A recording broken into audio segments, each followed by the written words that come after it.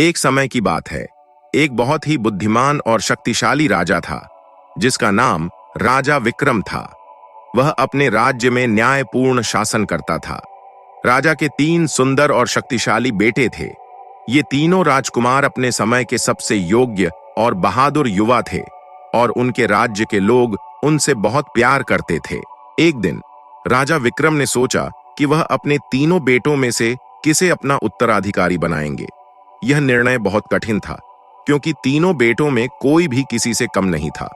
वे सभी न केवल सुंदर थे, बल्कि बहुत सक्षम भी थे।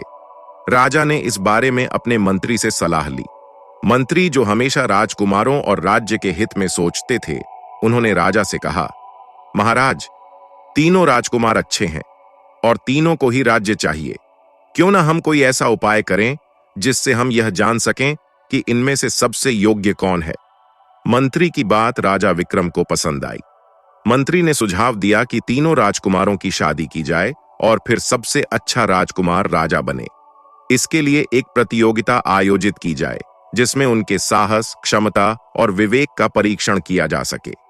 राजा ने मंत्री की सलाह मानी और यह तय किया कि वे एक धनुष प्रतियोगिता आयोजित करेंगे। इस प्रतियोगिता में राजकुमारों को धनुष पर बाण चढ़ाकर तीर चलाना होगा और जिस दिशा में तीर गिरेंगे, उसी दिशा के राजा की बेटी से उनकी शादी होगी। आखिरकार प्रतियोगिता का दिन आ गया। तीनों राजकुमार अपनी अपनी धनुषों के साथ तैयार थे। पहले बड़े राजकुमार ने धनुष पर बाण चढ़ाया और तीर चलाया। उसका तीर पश्चिम की दिशा में गिरा। दूसरे राजकुमार ने तीर चलाया और उसका तीर उत्तर दिशा में गिरा। अब छोटे राजकुमार की बारी थी। उसने अपना तीर चलाया, लेकिन जैसे ही उसने तीर को छोड़ा, उसका हाथ हिल गया और तीर सीधा एक सरोवर में गिरकर एक मेंढकी के मुंह में जा फंसा। इसके बाद राजा ने अपने सैनिकों को भेजा कि देखो तीर कहां कहां गिरे हैं और जिन राज्यों में गिरे हैं वहां के राजाओं से हमारे बेटों की शादी की बात करो। सैनिक चारों दिशाओं में तीर ढूंढने के लिए निकले। दोनों राजकुमारों के तीर दूसरे राजाओं के राज्यों में जाकर गिरे थे। सैनिक जब लौटे तो उन्होंने राजा को बताया कि छोटे राजकुमार का तीर एक सरोवर में मेंढकी के मुंह में फंसा था। राजा अपनी कसम के पक्के थे। उन्होंने वादा किया था कि जिस दिशा में राजकुमारों के तीर जाएंगे, उसी दिशा की राजकुमारी से उनकी शादी होगी। इसलिए राजा ने वादा निभाते हुए छोटे राजकुमार की शादी मेंढकी से और दोनों बड़े राजकुमारों की शादी उनके राज्य की राजकुमारियों से करवा दी। उस समय लोग अपनी बात के बहुत पक्के होते थे, इसलिए राजा ने अपनी बात पूरी की। लेकिन अब छोटा राजकुमार बहुत उदास रहने लगा और दोनों बड़े राजकुमार और उनकी पत्नियां उसका मजाक उड़ाने लगे। एक दिन राजा ने सोचा कि क्यों न एक प्रतियोगिता करवाई जाए, ताकि तीनों बहुओं में से सबसे अच्छी बहू का चुनाव किया जा सके। राजा ने अपने मंत्री से सलाह ली और मंत्री ने कहा कि तीनों राजकुमारियों को परखा जाए। राजा को यह विचार अच्छा लगा और उन्होंने घोषणा की कि सुबह तीनों बहुओं को खीर बनानी होगी। जो सबसे अच्छी खीर बनाएगी, वही सबसे अच्छी बहू होगी। इसके बाद तीनों बहुओं को प्रतियोगिता के बारे में बता दिया गया। यह सुनकर छोटा राजकुमार अपनी कक्ष में जाकर परेशान होकर बैठ गया। थोड़ी देर बाद मेंढकी उसके पास आई और पूछा, क्या हुआ? मेंढकी को बोलते देख राजकुमार चौंक गया। उसने कहा, तुम कैसे बोल सकती हो? तुम तो एक मेंढकी हो। मेंढकी ने कहा, वक्त आने पर मैं इसका रहस्य तुम्हें बताऊंगी। आप मुझे बस इतना बताइए कि आप परेशान क्यों हैं। तब राजकुमार ने राजा की प्रतियोगिता के बारे में मेंढकी को सब कुछ बता दिया। मेंढकी ने कहा, आप चिंता मत कीजिए, मैं सुबह होने से पहले आपको खीर बनाकर दे दूंगी।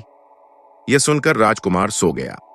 जब राजकुमार सो रहा था, मेंढकी दरवाजे के नीचे से निकल गई और राजमहल से होते हुए सरोवर की तरफ बढ़ गई। सरोवर के किनारे पहुंचकर उसने 3 बार ताली बजाई। ताली बजाते ही वह एक सुंदर स्त्री में बदल गई, जो चांदनी से भी अधिक चमकदार थी। फिर उसने जोर से आवाज लगाई, आओ सखियों, दुख सुख की बातें करो। उसकी आवाज सुनते ही सरोवर से और मेंढकियां बाहर निकलीं और उन्होंने भी 3 बार ताली बजाई, जिसके बाद वे भी सुंदर स्त्रियों में बदल गईं। अब 8 स्त्रियां एक दूसरे के गले लगीं, हंसी रोई और दुख सुख की बातें करने लगीं। फिर मेंढकी ने 7 मेंढकियों को प्रतियोगिता के बारे में बताया। वे फिर से मेंढकी के रूप में आ गईं और राजमहल के दरवाजे से होते हुए राजकुमार के कक्ष में पहुंच गईं। राजा ने प्रतियोगिता का सामान पहले ही तीनों बहुओं के कक्ष में भेज दिया था, इसलिए कक्ष में आते ही आठों मेंढकियां फिर से स्त्रियों के रूप में बदल गईं और खीर बनाने लगीं। खीर बहुत ही सुगंधित और स्वादिष्ट बनी। जैसे ही रात का दूसरा पहर बीता और सुबह होने वाली थी, सातों मेंढकियां फिर से सरोवर में समा गईं और वह मेंढकी भी अपने मेंढक रूप में जाकर बिस्तर पर सो गई। जब सवेरा हुआ, राजकुमार की आंखें खुलीं और जैसे ही प्रतियोगिता का ध्यान आया, वह फिर से उदास हो गया। मेंढकी ने उसे देखा और कहा, स्वामी, उदास मत हो, खीर तैयार है, आप इसे महाराज के सामने पेश कर सकते हैं। यह सुनकर राजकुमार खुश हो गया, नहाकर नए कपड़े पहनने लगा और खीर लेकर दरबार की ओर चल पड़ा। नियत समय पर दरबार लगा। राजा ने पहले बड़ी बहू की खीर खाई और कहा, यह भी कोई खीर है, इसमें तो मिठास ही नहीं है।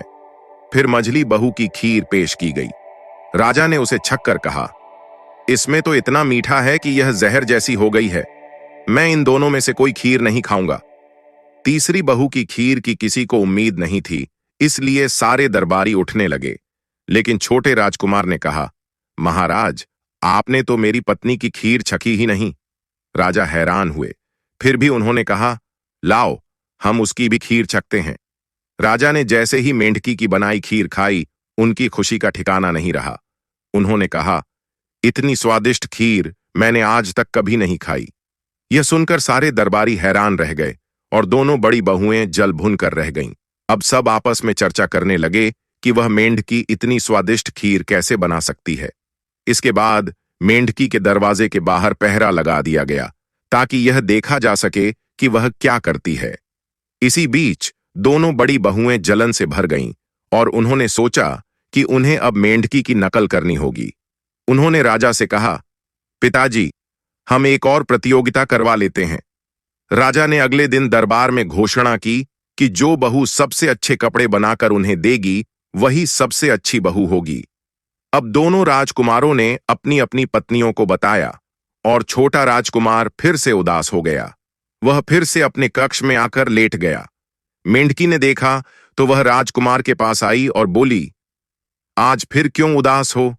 राजकुमार ने प्रतियोगिता के बारे में बताया और मेंढकी ने कहा, आप चिंता मत कीजिए, सुबह से पहले आपको कपड़े मिल जाएंगे। रात के पहले पहर में ही जैसे ही राजकुमार सो गया, मेंढकी फिर से उसी तरह से राजमहल से बाहर निकली और सरोवर के किनारे जाकर 3 बार ताली बजाई। वह सुंदर स्त्री के रूप में बदल गई और फिर वही आवाज लगाई, आओ सखियों, दुख सुख की बातें करो। फिर से सातों मेंढकियां बाहर आईं। उन्होंने भी 3 बार ताली बजाई और सुंदर स्त्रियों में बदल गईं। अब 8 स्त्रियां एक दूसरे से गले मिलीं, हंसी रोई और दुख सुख की बातें करने लगीं। फिर मेंढकी ने सातों मेंढाकियों को प्रतियोगिता के बारे में बताया। उसके बाद वे फिर से मेंढकी के रूप में आकर उसी तरह राजमहल से होती हुई राजकुमार के कक्ष में आ गई। सबने मिलकर बहुत ही सुंदर सलमा सितारों से सजे हुए रेशमी कपड़े तैयार कर लिए।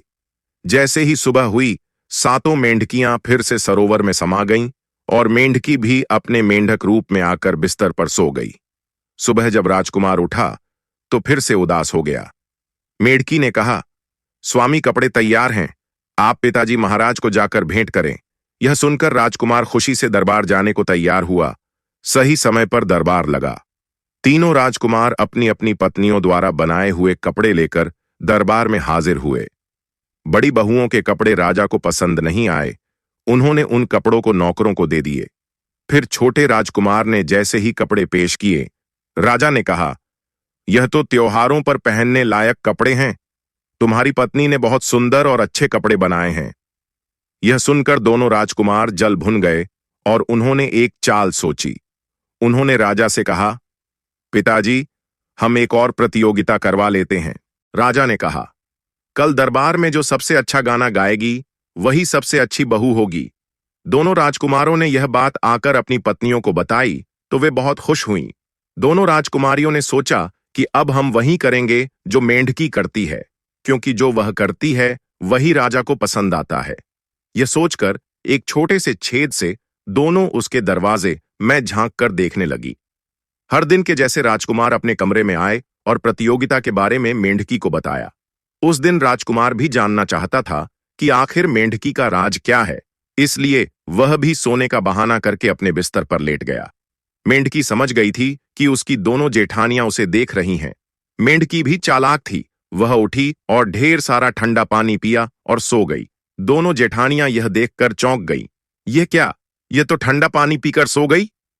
छोटी जेठानी ने कहा, नहीं, जैसा उसने किया है हम भी वैसा ही करेंगे। और फिर दोनों राजकुमारियां भी बहुत सारा ठंडा पानी पीकर सो गईं।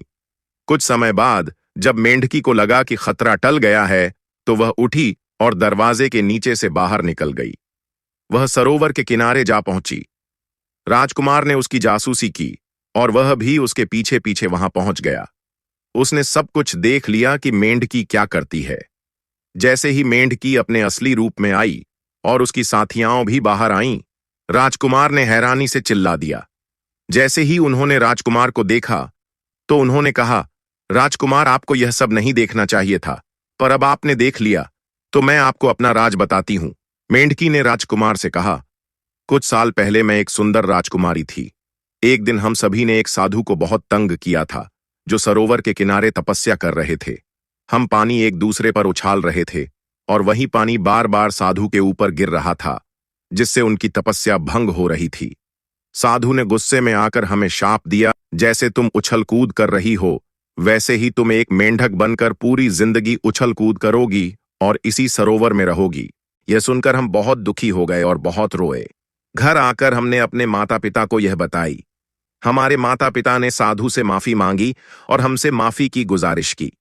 साधु ने कहा, जिस दिन कोई सच्चा आदमी तुम्हारे लिए अपने शरीर का कोई अंग काटकर उसका खून हमारी तपोस्थली पर चढ़ाएगा, उस दिन तुम अपने असली रूप में आ जाओगी। तब तक तुम हर रात कुछ समय के लिए स्त्री रूप में रहोगी और फिर मेंढक बन जाओगी। राजकुमार ने कहा, मैं तुम्हारे लिए अपना अंग चढ़ाऊंगा। मेरे एक पैर में 6 उंगलियां हैं और इसी कारण मुझे हमेशा अपने भाग्य को कोसना पड़ा है। पर आज मुझे खुशी हो रही है।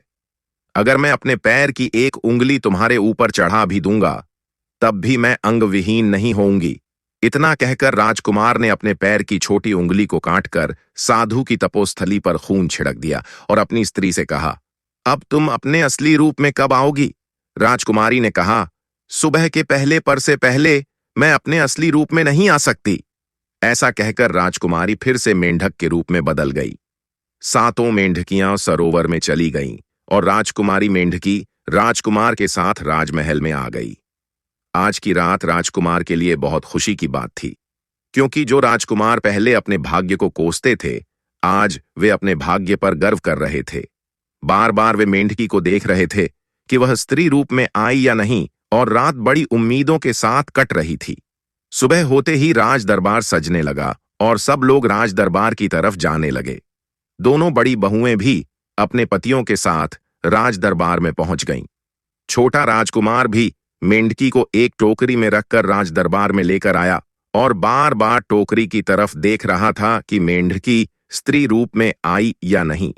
दोनों बहुएं बहुत खुश हो रही थीं और कह रही थीं, आज तो बाजी हमें ही मारनी है। हमने वही किया है जो मेंढकी ने किया है। पहले बड़ी बहू का नंबर आया। जैसे ही गाने के लिए उसने मुंह खोला, उसका गला बैठ चुका था। उसके गले से आवाज नहीं निकल रही थी। दूसरी बहू की बारी आई और उसका भी वही हाल था।